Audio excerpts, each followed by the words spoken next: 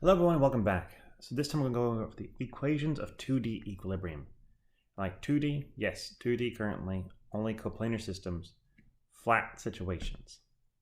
So last time we had this problem we're working on, where we had a point where there was two ropes connected to it, and there was also a weight pulling it down.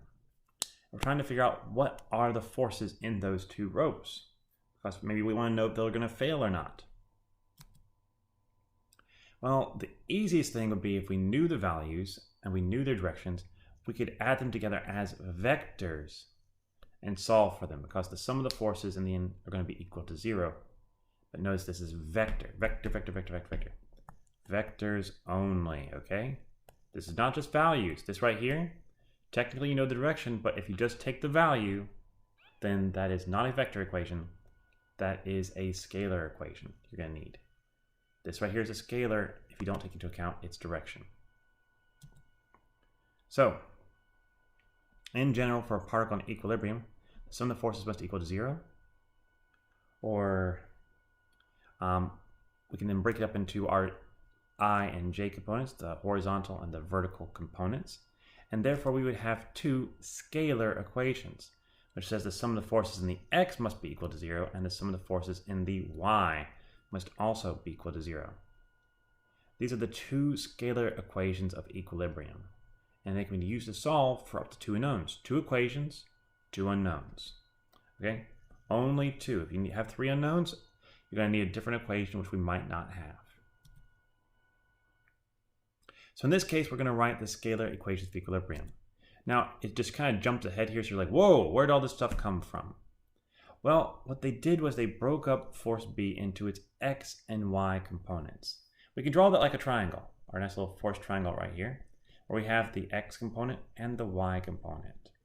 Here's force By, here's force Bx, this is 30 degrees, and this is force B. And then we solved for force Bx and force By in terms of our force B. So we do that, and we see that force Bx is going to be equal to force B, and this is the adjacent side right here, so it will be force B cosine of 30, and force By will be equal to force B sine of 30. Then we plug this into our equations, add all the x components, all the y components, two equations and only two unknowns, so we can solve.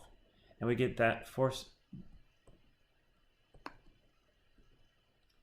B is 785 newtons and force D is 680 newtons. So now some other things to think about. What if we see these other situations, like with springs and other things? How do we draw those in our free body diagram? Well, a spring, one thing you need to know is that there's an equation for the force that's in a spring. So this might be an extra equation that you need to solve the problem. And so that's going to be equal to the stiffness of the spring, or the spring constant, times how much you've deformed it. How much have you lengthened it, or how much have you shortened it? Not its total length, just how much has it changed from its equilibrium position. So once you have solved that, you know the force. And it's always resisting what you're doing. If you are squishing it, it is pushing against you. If you're stretching it, it is pulling away from you. Whatever you're doing, it's trying to resist you. Okay, cables and pulleys. Cables are always in tension for one, and if it's a frictionless pulley and a frictionless cable, then the tension on one side of the cable must be equal to the tension on the other. If it's not, then that pulley is resisting it, causing the tension on one side to be greater than the other. Second thing is that you can only ever pull a rope. Have you ever tried to push a rope? It just doesn't work. You can only pull it. So it can only support a tension or pulling force. And it's always in the direction of the cable. You don't see it going off of the cable. That just will not happen. The last one we're going to talk about is the smooth contact. If we're touching a surface, then that surface is going to be resisting whatever you're touching. So in this case, we have a cylinder. It's touching the surface, and that surface is going to be pushing against the cylinder.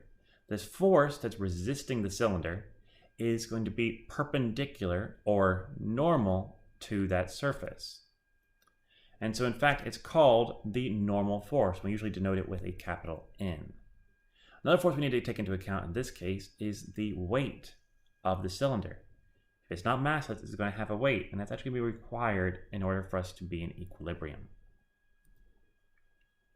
Finally, since these three forces are concurrent, that means that they all really act at the same point, the center of the cylinder, we can still treat that cylinder as a particle.